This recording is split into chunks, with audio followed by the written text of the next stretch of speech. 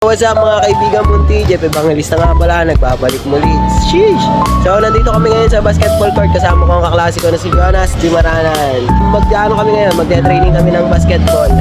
So content trivia lang about sa basketball. Sino nga pala nag-invento ng basketball? Si Dr. James Naismith. Yun. Tapos na-invento ito noong taong 1891 at ginawa ito para mapanatili sa loob yung mga atleta kasi winter nung panahon na yun na na-invento yung basketball. So tara, samahan nyo kami.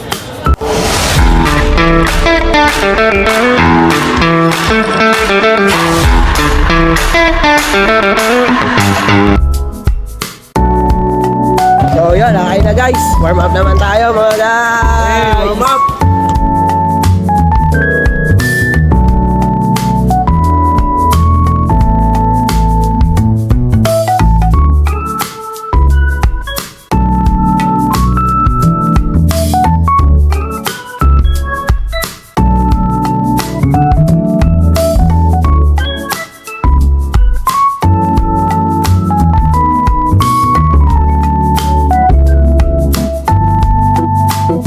So ayun guys, tapos na tayo mag-warm up. Types of dribbling naman tayo. Unahan ni Kuya Jonas, high bounce yung dribbling skills na ipapakita niya.